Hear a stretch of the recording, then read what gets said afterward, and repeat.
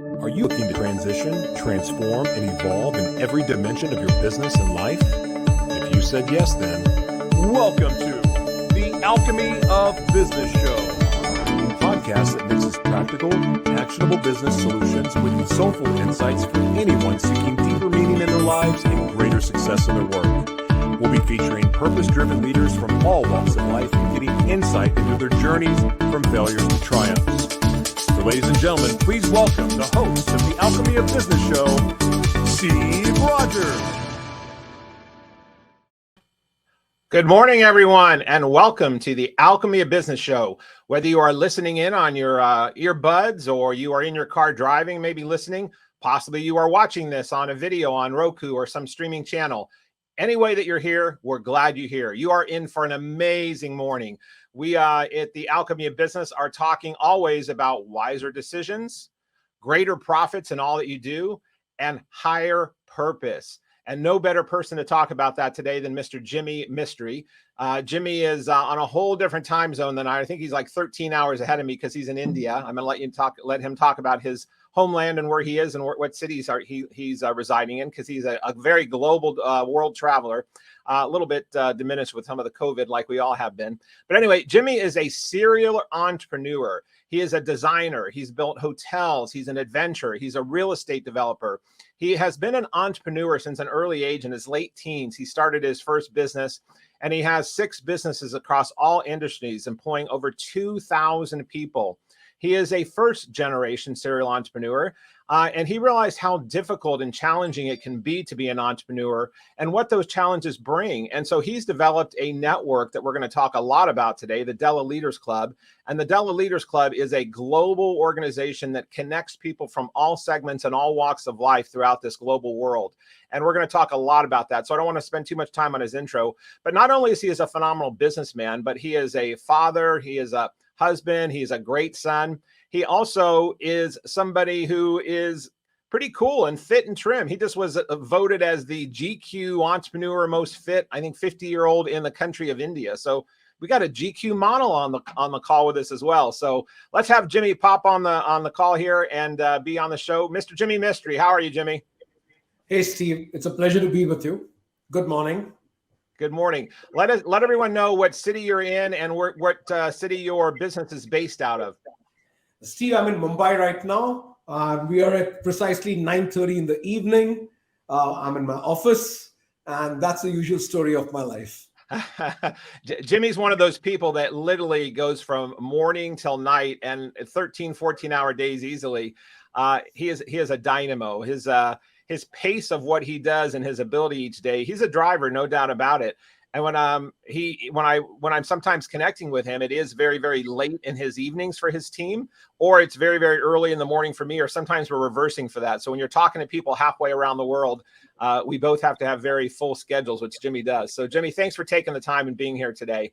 So would you let the audience know, I gave a little bit about your intro as we started out here, but if someone was just meeting you for the first time and you were having a drink or a dinner and you had a short segment to tell them about yourself, give us a little bit of your history and how you describe yourself and how you got to where you are today.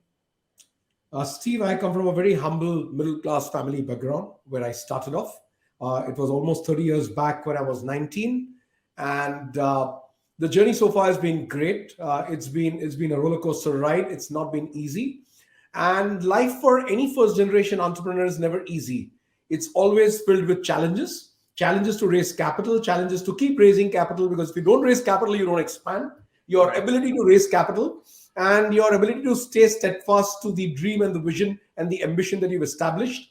At times you make your own life miserable and you make your family's life miserable and you make your friends miserable. But it's a part and parcel of having a hustler's life as an entrepreneur. There's no choice. At the end of the day, if your vision is correct, you believe in it 100%, you're committed to it. I think that speaks volumes to people who are around you in an unspoken manner. Your communication is silently going and penetrating to everybody across. At some point in time in your career, it becomes your brand. And then people you live by, your brand precedes you.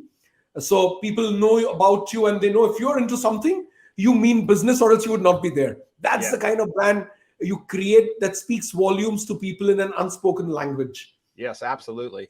And this brand that you talk about, you obviously have your own personal a brand of being Jimmy Mistry, but the Della brand that has gone across so many things in resorts and architecture. How did you originally even think about, okay, I want to make sure I have a brand? So in your teens or early 20s, where did the importance and the knowledge of knowing that a brand was important, and how did you come up with the brand that you've used for the last 30 years?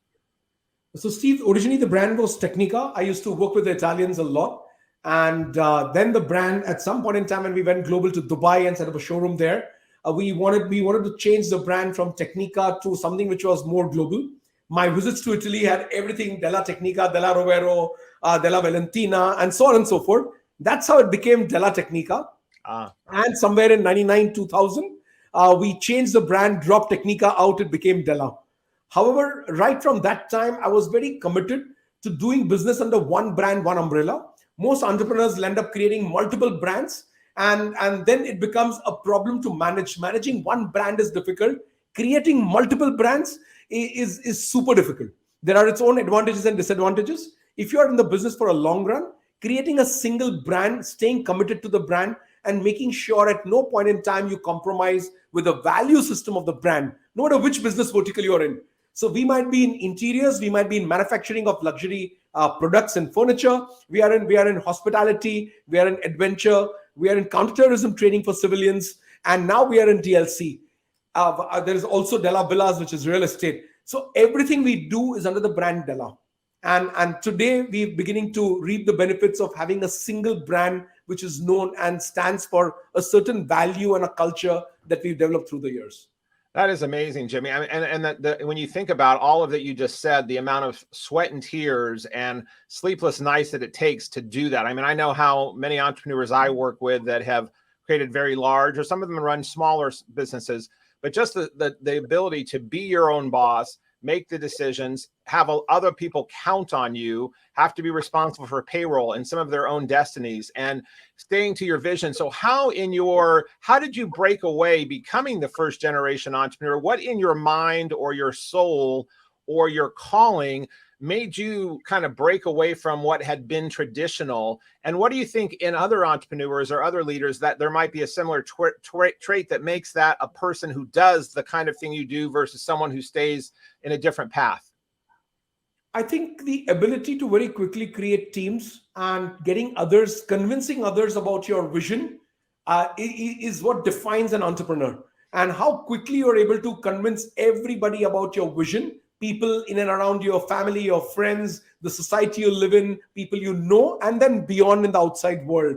So every successful entrepreneur has that ability to kind of communicate very clearly and build teams of people who believe in the cause. And hence, you start working with a certain kind of minimum energy around you. And that energy then at some point in time in life catapults into smaller successes. And those smaller feats that you achieve each day ultimately at some point in time result into something that we call success. I don't know still, even after 30 years, if I'm successful or not. But yeah, smaller achievements, yes, through a period of time, we manage together. But the struggle still continues. Each time you set up something new, you have to communicate your vision, you need to put your team together. And whilst you do that, you need to make sure you're not falling back across a couple of steps in your other businesses. Other businesses have to be self-contained and taking care of themselves whilst you continue to put your time and energy into something different. So the ability to create teams, communicate the vision to those teams, making them have the same dreams as you have, somewhere aligning your dreams to their dreams and creating a cumulative dream. That's what entrepreneurship is all about to me. That is amazing. Well, I would say that you are a success from my own definition. My definition of success is someone not only who can create material wealth, but also can create visions for others and help them come true. There are people who are servant leadership, who give of their heart and be of service and do something for the greater good of the world. There's somebody who pays it forward. And I think you do all of those things. I've known you now going on 2 years, I think. And I've seen how you contribute. I mean, you definitely drive people. There's no doubt about it. Your energy, your enthusiasm, and your ability for excellence is very, very high. And so you have that high level. So you really call people sometimes at a level to go, okay, let's all get up here. And sometimes they get up there and they can't always sustain that. But you do a great job of, from my perspective looking in, helping fuel that energy helping keep everybody contained in that vision. And your work ethic is so high that you say that you're really not going to do anything that you're not expecting anyone else to do. So to me, that is kind of you how by example. So I would personally say, I think you're a success there, Mr. Jimmy. So how has your family adapted to your rise through all these, make them crazy at certain times, but then they've seen you had different levels of success, whether it was opening your first resort or architectural projects you've done or awards you've won? How has your family experienced your success? You know, your original mom and dad, and then your family, your spouse and your kids. How do they view you and your success? So Steve, talking about my dad, he was a very simple person. He had done one job for 33 years. He was in pharma sales. And for him to absorb anything which is risk-taking appetite and capacity to take risk was always a challenge. So my dad was supportive, but my dad was very, very skeptical. My mom was always the hustling entrepreneur. And she's the one who always believed in me, kept pushing me. A good combination of mom and dad put together. One pulling me back, one pushing me in the front. Second in line, the rest of the family, as I got married and kids, they've always seen me in this situation where I'm super passionate about something. I give it my 100%. So if I'm designing a yacht for the first time in my life, or I go into architecture or township planning and master planning or interiors, and they see my ability to be able to, turn a vision into reality, and the amount of effort I would put in. There have been times where I have not come back from my site and worked nonstop for almost 2.5 days together.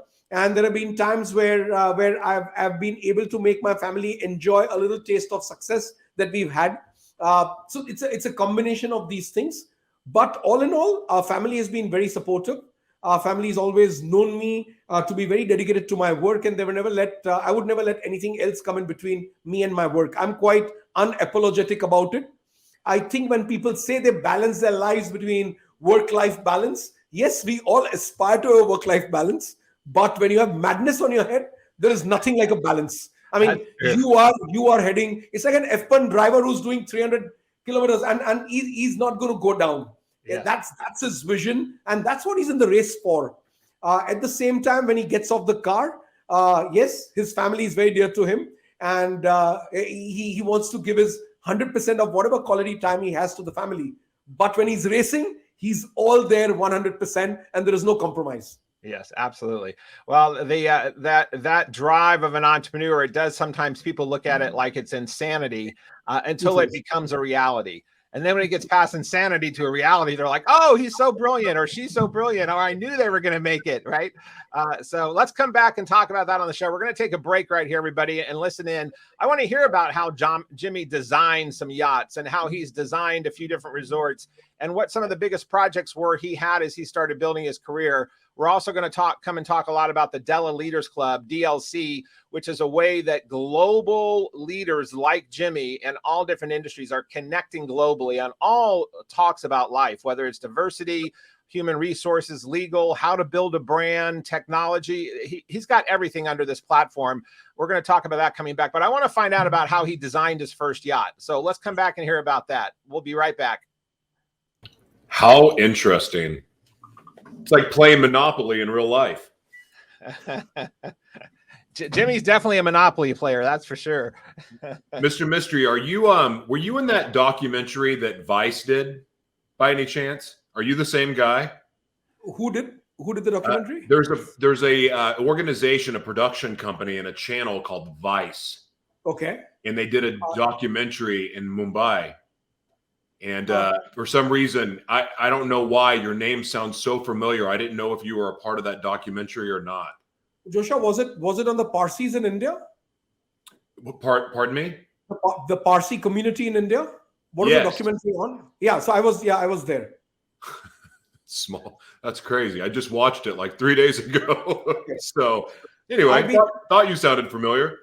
I've been very active with the Parsi community. I've been one of the elected trustees of the Bombay Parsi Panchayat, and I've been practicing Persian architecture. So that's why my background with community work across the world. I'm one of the 17 people on the global board of the Parsi community across, not just in India, but across North America as well. Super cool. And Joshua, let's try and put up some of those slides in the second session. I know on the first one, it's just the intros. I think we've got some of those slides there that Noel created. So let's see if we can, when we start talking about DLC, we'll get to the Instagram stuff in the third session. And then when we get to DLC, I think Noel's got a few different slides there about DLC. So when we come into that, we can pop some of those, and then we'll do the Instagram stuff in the third segment. So we won't do that in the second one. All right. It's not in order then. Okay. Perfect. All right. I know where I'm at now. Okay. And then Noel, can you pop up the, it just went away for some reason in Slack. I had it holding earlier and it just disappeared. Can you put, Noel, if you're still listening, put the guided questions into the Slack chat box? Okay, sure. The one that you made the topics we discussed. I'm already covering some of those, but I had it here and I don't want to have to go back through my other screens to pop off of here. All right, no problem. Okay. All right, let's go ahead and jump back in. This next segment will be about, what, 11 or 12 minutes, Joshua? Yes, sir. Okay. So we'll do 11 or 12 minutes on this next one, Jimmy, and then we'll dig a little bit into DLC, but I want to bounce around on some of the other stuff you've done in your other career. So I want to talk about, remind me that the project that you built that was about like the Mayan stuff, when you built the whole themed building, what was that? Was that Mayan? You're talking of Della Tower, the Persian architectural residential tower, 21 floors, or was it some other project you're referring to? It was the one that you created, like an ancient. It was an ancient. Yeah. That's Della Tower. You can perhaps put in the pictures of Della Tower. Shilpi can forward it across to Joshua or to you, and you can perhaps put in the pictures of Della Tower if you wish to. So whilst I'm talking, you can have it in. Okay. It's Della Tower. It's been done. I did a TED talk on it. What Alexander burned in 600 BC, we recreated in 2000 and I think 2010 or 11, somewhere around there. Noel, did you happen to have the Della Towers in the slides? Otherwise, we can add them in later as well. We can do it after the edit. The slides that I have that originally were up, I'm changing them out now because I guess the deck was updated. Yeah, Right. they sent over some slides more this morning too. So Okay. I've got the new deck in now. So okay, cool. All right. Well, and we can also after the show, we can also edit stuff back in. So if we don't catch it, but if you see stuff in there that applies to what Jimmy and I are talking about, and we can put some of those slides in. Like I know we had a few pictures of his family, so when we do after edits, when he was talking about his dad and his family, we can pop up some of those pictures as well. yes, sir. And I might come back and talk a little bit about his family as well, because I know you have 3 children, right, Jimmy? Yeah, 3 kids. Yeah. So Della Tower, go ahead. Noel, if he just Googles up Della Tower, he'll get it there. Yep. Noel can do that and pop it in the screen. All right. I'm ready, Joshua. All right, go. Hello, everyone, and welcome back to the Alchemy of Business. We are talking with Jimmy Mistry here of the Della Leaders Club, DLC, and all the Della brands. Jimmy, before we broke away from the break, you were saying that you have designed things from hotels to yachts and all kinds of, I know, golf resort projects. Talk to me about how a first design of a yacht came into your lap. Like, how does a person go, hey, we'd like you to design our yacht? So there was this client for whom I was designing his airline. He owned an airline in India, and I was designing this airline known as Kingfisher. And I ended up designing the UB headquarters. See, he was a billionaire and multiple businesses, including liquor, leather, fertilizer, airlines. That's how I got to know him. And I designed for about 10 years. Around the 9th or the 10th year, he asked me if I would design his yacht. And I said, look, I've never designed a yacht, but let me go to Italy. That's my base for design, and I'll get you a great yacht architect. So I go down to Ferrari Yachts, and I meet with this amazing guy, Luca Badua, who was supposed to be Michael Schumacher's test driver. He introduces me to another yacht architect who would design for Ferrari. And I come back with a fee proposal to my client that I think this is the right guy, and that's his fee proposal. The fees were, I think, about $1.5 million those days, euros, sorry. And he turns around and he says, he abused me and he says, I'm not paying that kind of money. You better design my yacht. So that was a starting point.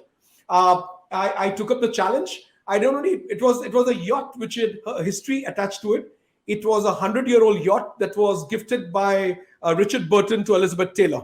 Oh, It wow. was known as Motor Yacht Charisma, MY Charisma. And this billionaire had acquired the yacht, of course, years down the line. It was a steam yacht. It had been then fitted with a motor engine. My challenge was not just to refurbish the yacht, that would have been a simpler challenge, but actually to increase the level in the yacht. So I had to get into studies of naval architecture, appoint a collaborating naval architect, and actually construct a level more on the yacht, giving the owner's cabin the view of the bridge and stuff like that, and the captain having his own cabin. So that the yacht was an amazing project. I loved it. The decor and the design originally was Edwardian. I had to start researching what does Edwardian design and interiors mean. And that got me hooked on to Edwardian style of design. I not only redid the yacht and restored it, but the entire interior was done up with brand new Edwardian style of design. So it was an amazing experience. Of course, the yacht went on to win a couple of awards, and she's still sailing in international waters somewhere in Maldives, I believe so. Wow. And as you do these things, and I mean, not many people you can talk to say, hey, I've designed a yacht, I learned about it. And you did it for someone that was also in the celebrity status of Elizabeth and her partner there, Richard Burton. I mean, they were the power couple of the time of their generation, and talk about a lot of history there. So on those kinds of things, Jimmy, designing your first yacht, designing your first building, even getting in design at all, how do people like yourself, or what critical advice do you have for people when they don't know something, but they're passionate about wanting to learn it? And then how do you find ways to then step in and either A, have the courage or have the knowledge or skill to start learning what you need to do to jump into something you haven't done before? How do you do that? And what advice can you give others on that path? So, Steve, let me tell you and share something with our listeners. I'm not a qualified designer, leave alone architecture or interior design. I've never been to design school ever in my life. And I'm a dropout from, I was doing mechanical engineering in my college, and I dropped out of mechanical engineering. So, of course, I had my engineering knowledge and skill set and ability to understand drawings and draw. But I'd never finished my college, and I never went into design. Having said that, I've always learned design on the job. So working with the Italians and importing stuff from them, I've always been to design studios, understood how they market the product, went to their factories. Right early up in my career, I visited some of the finest factories in Europe and understood a lot more about manufacturing. That gave me an idea of to setting up my factories in India. And I set up my factory on a rent with very humble hand tools. And that workshop then turned into a factory. Today, the factory is about 80,000 square feet. Our painting line itself is about 100 feet long. So that's the kind of automation we brought into manufacturing processes. But I personally believe you can self-learn anything in life. As far as you're passionate about it, as far as you're not using shortcuts, you can practically self-learn anything in life. And I think people like Elon Musk are god at it. What Elon has created across in the world of car design or in the world of space is a living proof of what can be created. So that project that you see now. For those that are not seeing this, so we're showing a picture of one of the towers that Jimmy built called the Della Tower, which was designed by Jimmy. And there's so much history about this. And it was one of those things when he was explaining it to me early about a year ago, when I first heard about what he's going to tell you right now, it was like one of those things that your mind can hardly even comprehend, let alone to bring it into a reality. So Jimmy, tell them, because some people aren't seeing this, they're listening, but this is a beautiful, spectacular tower, and tell people how it came about and what the history is behind it. So Steve, the Persians are known for their architecture. In Iran, in Persepolis, you have the ruins what Alexander had burnt and left behind. The 100-column hall, the Queen's Palace, the Treasury Hall building, and so on and so forth. In Pasagarde, in Susa. However, the Persians, when the Persians had to leave Iran to protect their religion and move to India about 1,300 years back, they couldn't bring in the architecture. And in this 1,300 years, the community has been super successful commercially. It's supposed to be one of the rich communities that's donated and contributed to our motherland, India, in a great lot of ways. Never built anything of symbolic architectural reference. And whenever we talk to our current generation, we have a problem of dwindling crowds in our community now. We always talk about our past. Our past was so great, and this was the palace, and so on and so forth. But we had nothing substantial to show to them that we had created in this 1,300 years. So I had this vision to create a tower which is the place where Della Tower is headquartered. That's my residence you're looking at. 21 floors of residential tower where Persian architecture has been replicated in its true architectural form. So when you replicate something, most artists put their own artist impression on it. That takes away from the originality of the art. My job as a designer has always been to restore and retain the originality, not let an artist impression prevail. And everything from Iran that we could find or lay our hands on in research has been created on the 4 fascias and elevation of this 21-story tower. I worked with about 250 plus artisans for more than almost close to a period of 3 years, 2.5 to 3 years, just to design the art for the building. Let me give you some examples of scalability. The front 2 columns of the building are from the History of Architecture book, 20 meters by 3.5 meters long. So 20 meters are each column on the elevation of the building. And when you're designing art, replicating the drawings and scaling it is an art in itself. Wow. And that's the main challenge, to get that detailing out. So a dog doesn't start looking like a lion. And when you reduce the scale, a lion doesn't start looking like a dog. You really, really need to get the scalability right. And fortunately on this building, it is divine the way it's turned out. It's really, really symbolic.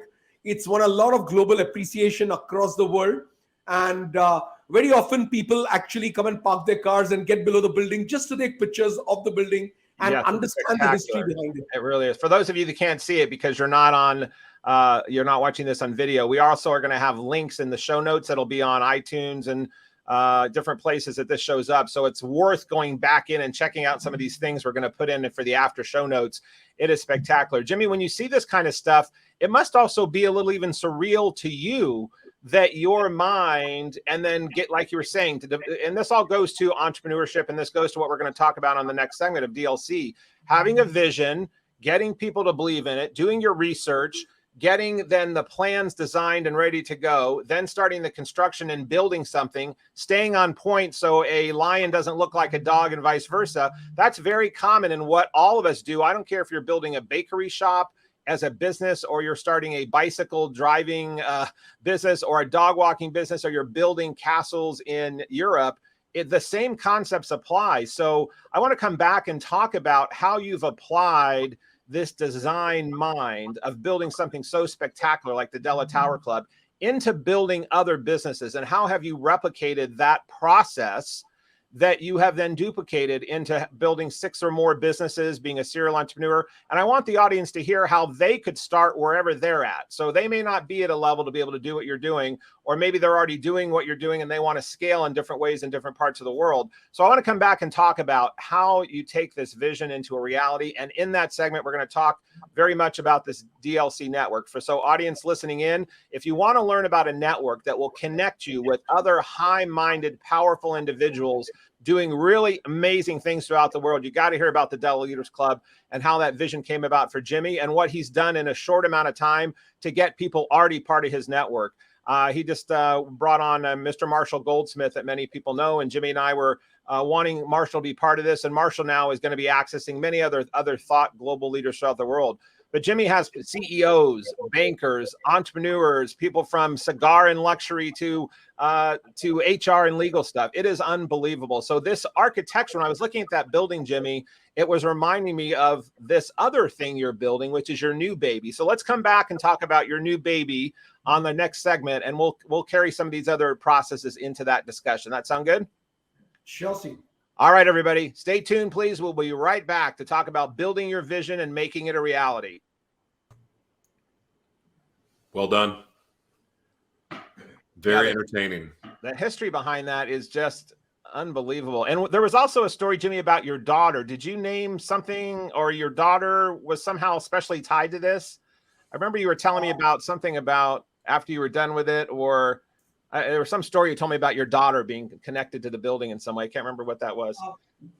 But my daughter's we do have a ceremony that is known as a Navjot, where you basically induct a child into the religion and the community.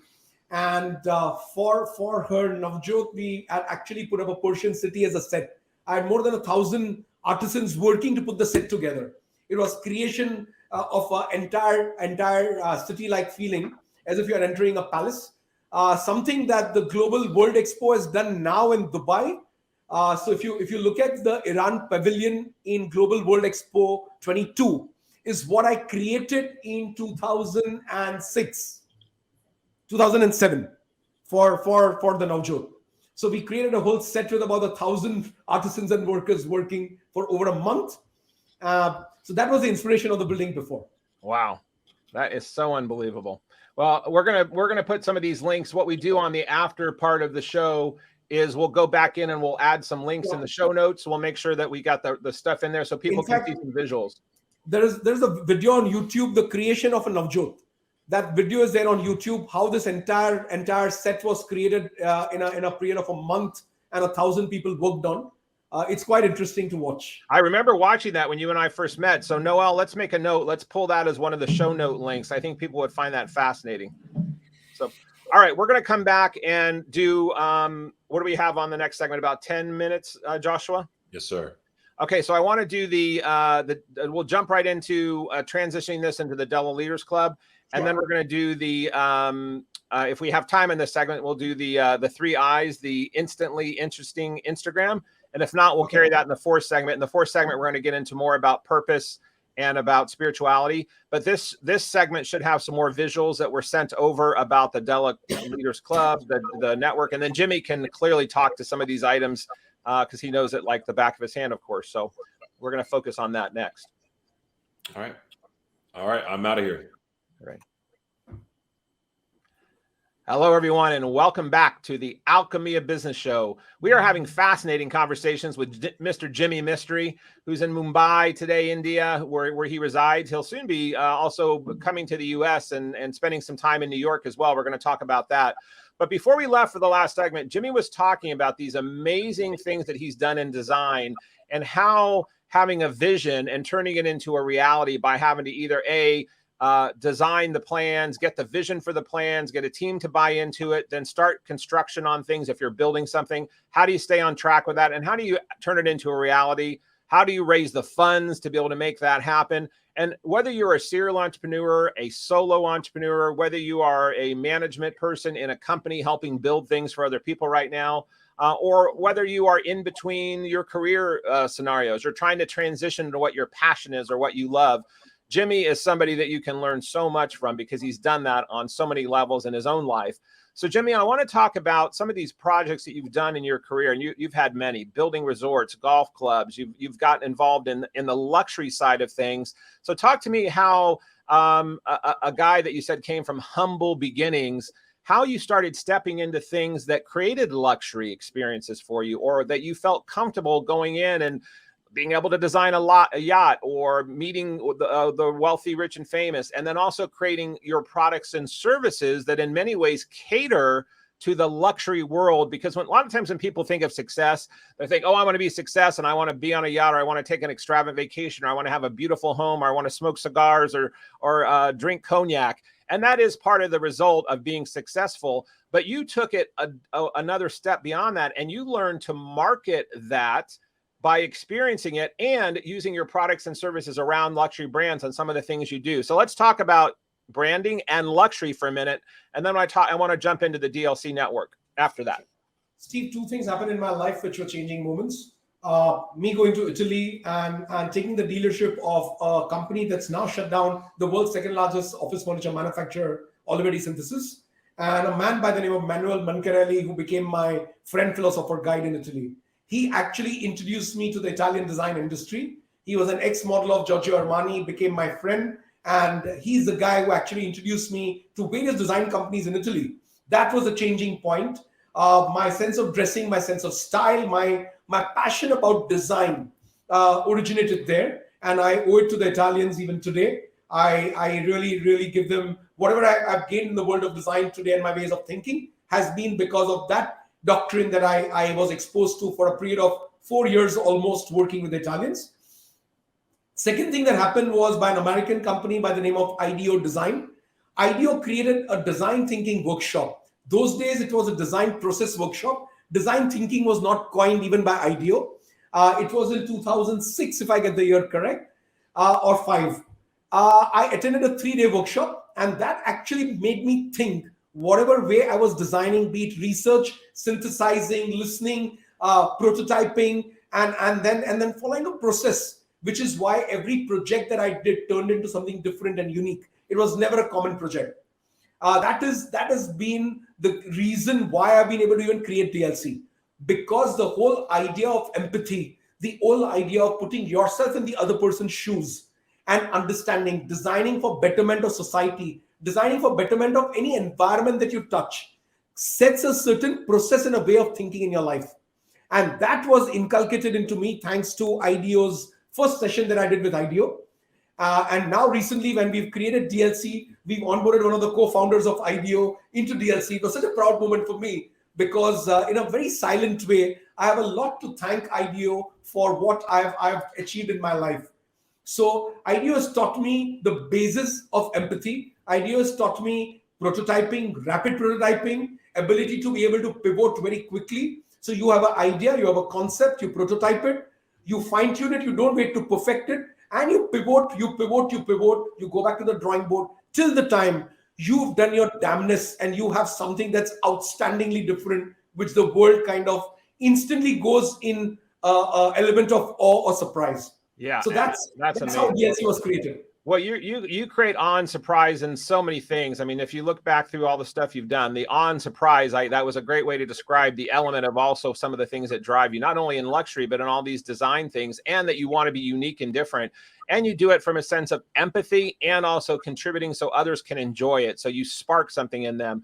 And that brought you to the Della Leaders Club. So the Della brands, you have all these brands that do things in the luxury market or in the architectural space or in resorts or real estate, service industries. So let's talk about DLC. So let's tell people what the DLC, Della Leaders Club, how that vision came for you, and the same process that you went through to build some of these other things. I'm assuming you've used a lot of that in this building of DLC. So let's take a few minutes here on this segment and talk about your new baby, as I call it, your new baby, which has now grown into a full-blown adult who's traveling around the world. So tell us about the Della Leaders Club.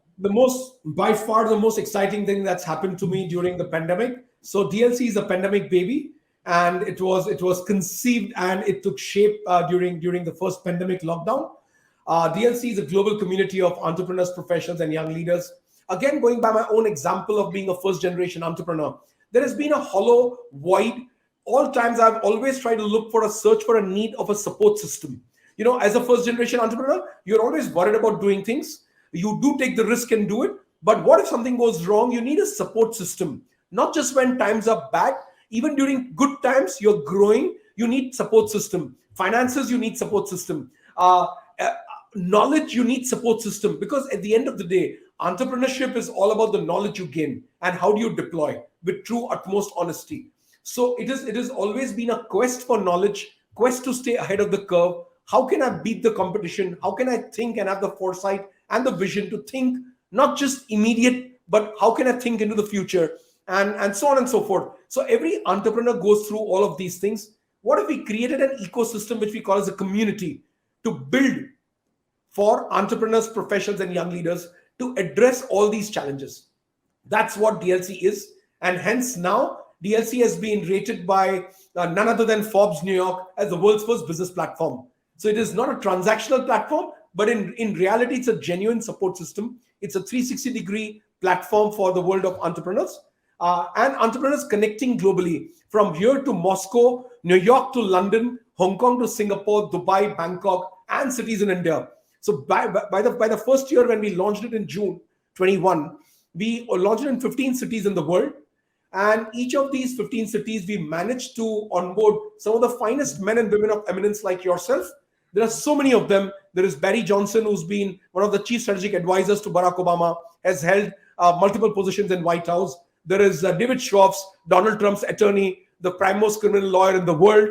David is a well-known speaker. There are deans of universities, the current dean of Oxford, Soumitra Datta, the ex-dean of Cornell, current dean of Thunderbird University. I can, the board member of Stanford, Ronald Diamond. I can go on and on and on. It's amazing to have men and women of eminence who've all aligned with the vision of trying to drive people from a life of success to a life of significance.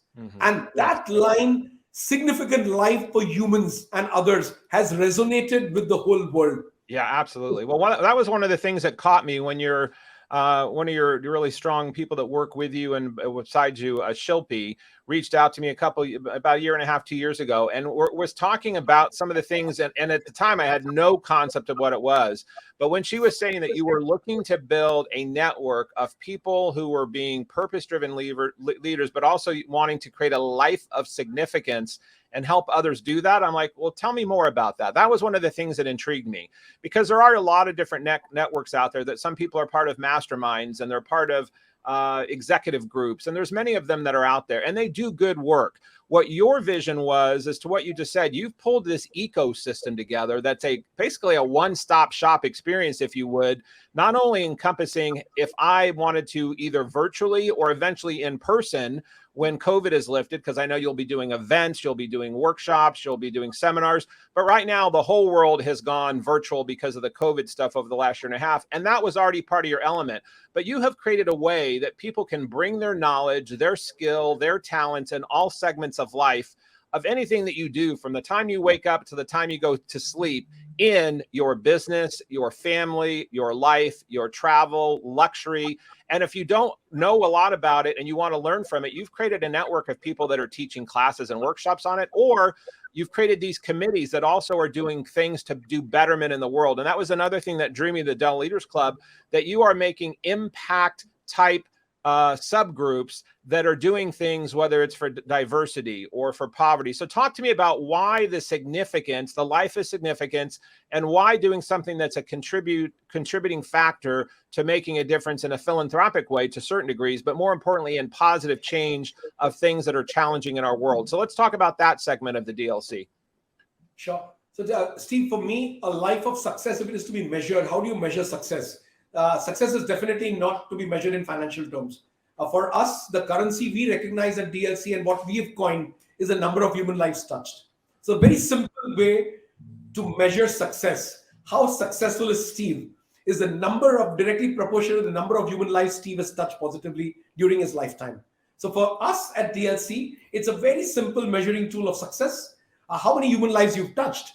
And in doing so, how have you helped planet Earth heal itself?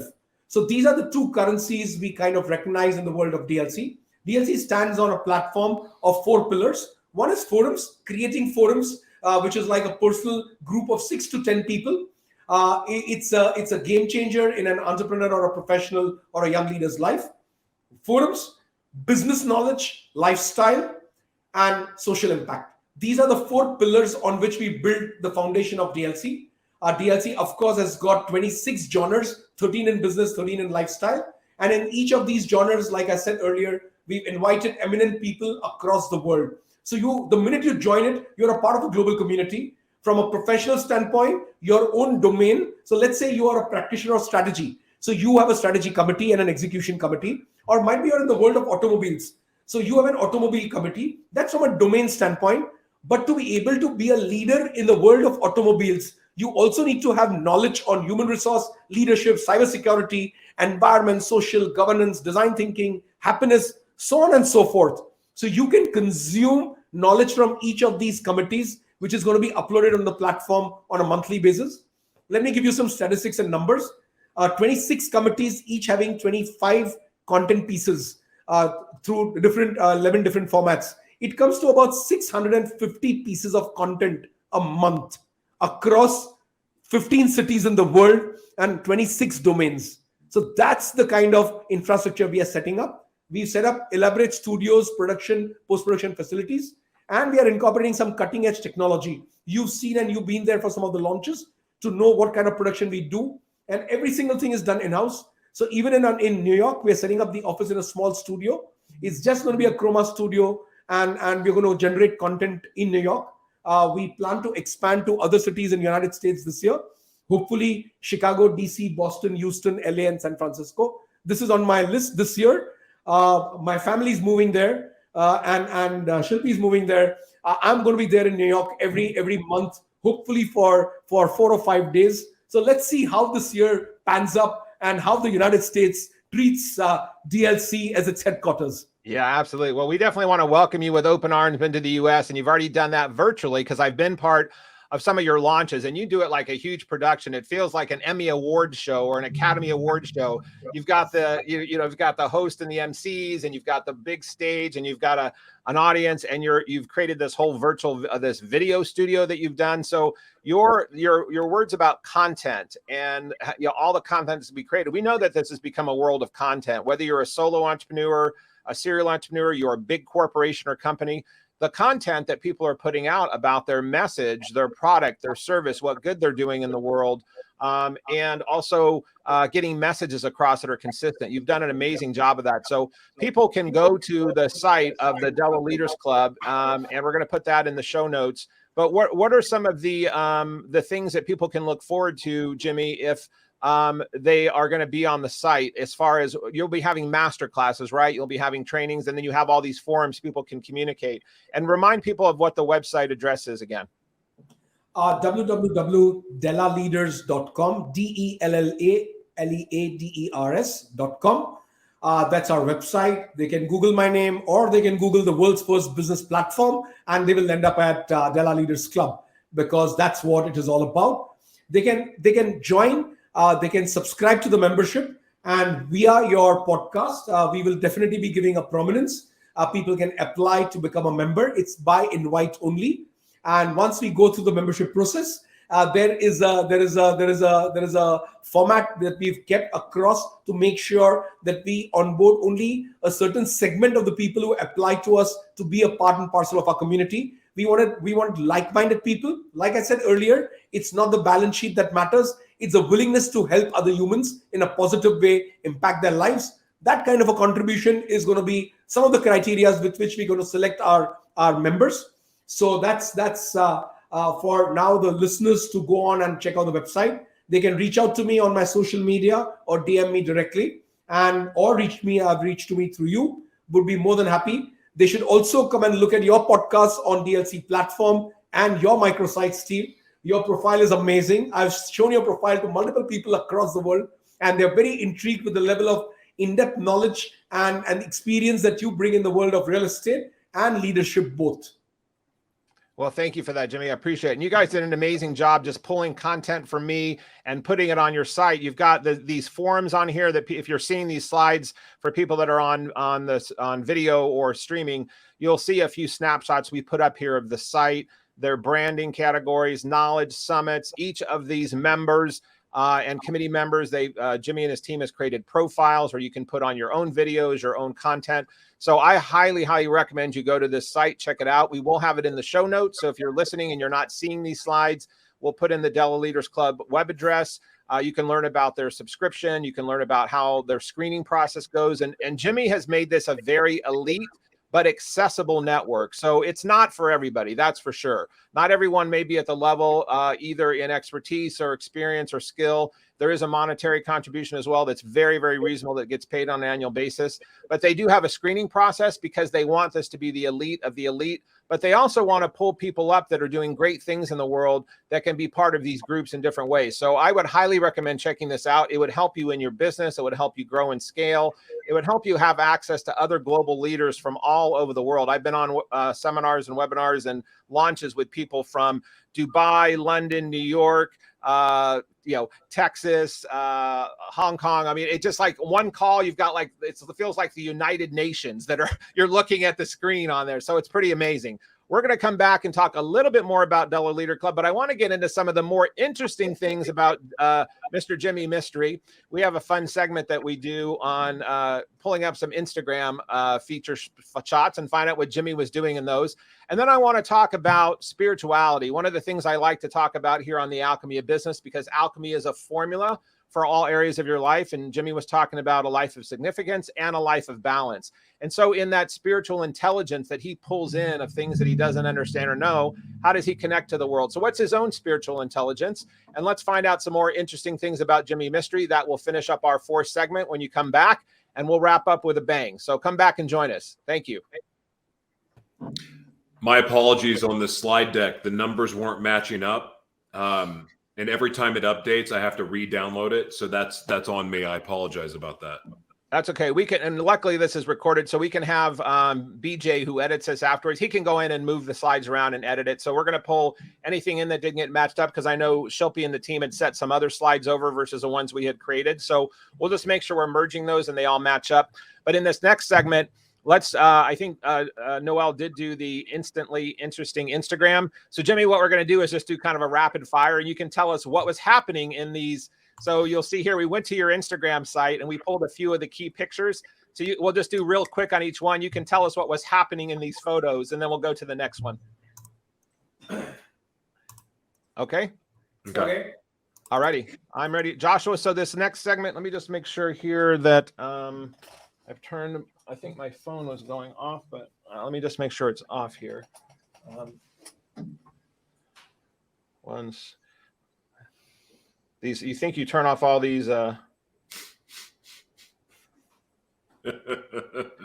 you think you turn off everything, and then something something keeps buzzing you. So I'm going to try and turn this on airplane mode now. Maybe that will help.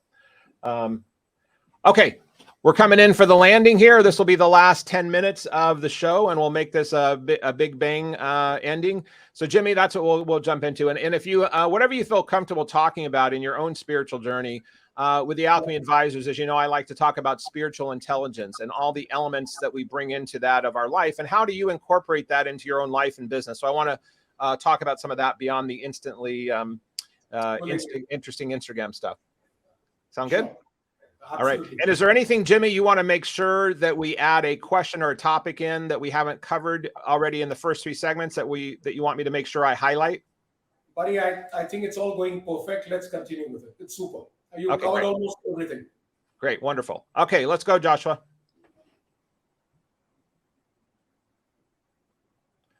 Welcome back to the Alchemy of Business show with Mr. Jimmy Mistry. We are coming into the 4th segment of the show, which means we're rounding into the finish line here. And Jimmy has been an amazing guest. I know he would be, because he's been an amazing associate and friend of mine that I've met here in the last couple of years. And I've really enjoyed every time we've had an interaction. So I knew the show today would be fun. And I know you as the audience have got to be enjoying this conversation with Jimmy. Jimmy does a lot of amazing things as a serial entrepreneur and a driven person. And we have a segment that we do on our show called Instantly Interesting. I always get a tongue twister, so I should probably work on this. But it's Instantly Interesting Instagram. And as we know, many people are on Instagram and social media and different things. So we went into Jimmy's Instagram, and here's the rules, Jimmy. We take a quick dive on your photos on Instagram. We just look through a quick feed. And then what we do is we pull up some of these interesting ones that jumped out. We didn't really have the full context on. There might have been a little excerpt, but you obviously have more context. And we want you to share and tell us a quick little snippet about what was happening in that particular photo. So let's learn a bit more about Mr. Jimmy Mistry. So let's buzz through these. So what's this? For those of you that aren't seeing this, this is a picture with Jimmy with some dogs, looking like he is a real dog lover. And it says dogs and more. It looks like he's on the cover of a magazine. So what was this one, Jimmy? This was a couple of years back with my Irish setter. He is now about, I think, around 14 years. And this must have been about, I think, 7-8 years back. He's an amazing dog. He is in Della Resorts, Lonavala, at my home there. The one on the right is my husky. Her name is Stella.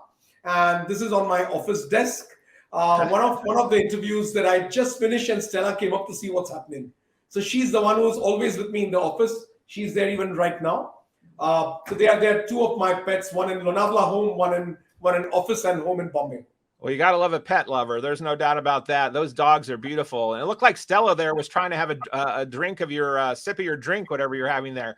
Okay, here's another one. It says you are at DLCHQ and you're in a cool red outfit and a cool chair or couch here. And it looks like this shot, I'm assuming this might be at your headquarters. What's going on in this shot? That's at the reception. And we usually meet together on Diwali Puja. That's a day once in a year. Diwali is a festival of lights we celebrate in India. Just right after the prayers on Diwali, the picture was taken across. That's how I'm in the traditional Indian kurta and pajama. Yeah, you look very dapper there, I will tell you. Thank you.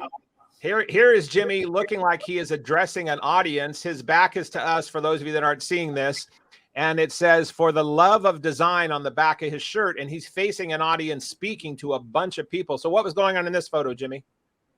This has been taken at the new DLC headquarters in Lonavala for global summits. The building is meant to be Della by Jimmy Mistry luxury interior product display building, and the studios coming up there. I'm addressing the team at Della. This is during our annual gathering on 12th of June. So every year on 12th of June, we celebrate our annual day. Last year, 12th June, we celebrated the 25th year of Della. And this was, I think, about 2 years back or 3 years back, around there. I think just before COVID. Well, and you've been really scaling. I think when I first started talking with you and Shilpi almost 2 years ago now, I think you had maybe 13 or 15 people. And now you're up to, how many people do you have working for you in this? In DLC, we've got 180. Overall, we are about 2,000 plus employees across businesses. Yeah, that is amazing. I mean, just on the Della leaders thing, to grow from 10 or 15 in the last year and a half or two, whatever it was, to now 100, almost 200 people, you are definitely scaling. And then 2,000 people that are carrying on your vision and the vision of themselves within your companies is amazing. Now, here is something fun. I do know that Mr. Jimmy Mistry likes to have fun. He's also an adventurer. He's a bit of a daredevil. And you've got a picture of him on a motorcycle and a four-wheeler. So what's happening here, Jimmy? Where are you at? The picture is at the adventure park. So Steve, during my college days, used to race professionally, motocross racing. Of course you did. Of course you did. What else haven't you done? So I did not know that about you. That is at the adventure park. I'm just having some fun. And the other one is a large ATV. It's an 800cc Polaris. It's like a mini tank. And I'm trying to fly her off. It's a heavy machine. And trying to lift it off the ground is fun. So this is me in my element. Oh, that is fun. I'm going to have to come back. I've done four-wheeling, but I've not done that jumping with motocross bikes there. I'll have to have you teach me that one day. This goes back to, we were talking about your family earlier. I'm assuming this is you as a little boy. Is this correct? For those of you that are not seeing, this is a black and white photo of a stunning looking man and woman in traditional Indian dress, and then a small boy and a girl that's a little bit older than him standing with a beautiful little dress on as well. What's this picture of, Jimmy? I think I must have been about 5. That's my parents, my father, mother, and my sister. It is, again, the same ceremony, Navjot, that I mentioned earlier for my daughter. A similar ceremony was done for my sister when she was 8 or she was 9. I must have been about 4. So that's the ages back. My father's death anniversary just passed a few days back. And that's when it was his birthday. And that's when I put up the post. Yeah, and you had a very beautiful tribute to your dad. I'm sure he saw that and felt that from wherever his soul is right now, and was appreciating your honoring him in such a heartfelt way. And I know he was a major significant impact in your life, and will continue to be, as you are to your own children. So that's great. Well, thank you for sharing that. That leads me into this family talk. One of the things that people, when I meet people like you that has this inspiration, you have this calling, you're being pulled, and sometimes you don't know why you're being pulled to do things of greatness. But let's talk a little bit about spirituality. One of the things you and I have talked about before is one of the things I'm doing in the Alchemy of Business, and I just did in my recent book, the Iggy principles, inviting good in versus edging good out, or if you want to use the word God, which I do use, versus being an ego. And we all have an ego, and we all have to, ego just gets shit done. It just does. But then this concept of inviting good or inviting God in, where it talks about, you and I have talked about many of these things, gratitude and forgiveness and surrender. There's a slide up about the Iggy principles. But when I first met you, and I was talking with Shilpi as well, and you guys were asking me if I wanted to be a part of this Della Leaders group, I didn't know much about it at all from scratch. And as quickly, every conversation I had with you, I thought, wow, these people are really doing their own form of Iggy. So can you share with the listeners and anyone that might be viewing before we're wrapping up the show here? I want to end on this note about how you define your own spirituality and how you use spiritual intelligence to guide you on some of these amazing things you've done in your life. Steve, I'm a complete believer in spirituality from a religious standpoint and from a non-religious standpoint. I firmly believe certain things are destined to be done, and you need to make the most of it and do it. Visions do come to us, but if you do nothing about the vision, you can't really achieve it. And with just having a vision and a drive to achieve it, unless and until you don't get the vision completely, you can't do it. So DLC is one such example. Della Tower is an example. My life is filled with examples like that. Every time there's been an adversity, I've pivoted and started something different. 2008-9 recession, I was into interiors and I started hospitality and adventure. So every single time it's been a vision that's come to me, and I've gone all out and delivered my best and remained true and honest to whatever I was doing. I completely believe the kind of trait I look for in a human, more than IQ, I look for an SQ. What is the kind of spiritual quotient in the human? So in Della, we may not have the most competent people, but yeah, we have people who have their hearts in the right places. Yes, and that's empathy, and that's very important to me, because when bad days come and all hell is going to break loose, it is those people who will be standing by your side, and not the smartest and the most intelligent. So for me, surrounding myself with people who believe in vibrations, who believe in positivity, who believe in giving positive energies to others, those are the kind of people I like to surround myself with. And invariably, if you come across human beings and you find that the person is spiritual by nature, by and large, 9 out of 10 times, that person is sorted. You don't need to worry about that person ever digging a dagger in your back or trying to fool you, cheat you. I mean, you can be, I may not know you from Adams, but if I know you're spiritual, 90% is sorted out. Because by and large, our values will fall into place, and we don't need to worry about anything whilst engaging in relationships with people who are highly spiritually inclined. And that's across countries. I've traveled quite extensively for work across the world, including China extensively. Whenever you come across people who are spiritually inclined, kind of things fall into place. And exceptions are always there, but the connects are amazing. When I know Steve is spiritually charged and I go all out, I think the relationship is as good as we are 20 years old, known to each other. We don't need to spend those 20 years. In 2 years, we are as good as 20 years. So that's the kind of energy that comes in with spirituality. And the more you're aware about it, I believe in the go-giver concept. The more you give, the more you get, but you should be ready to receive it.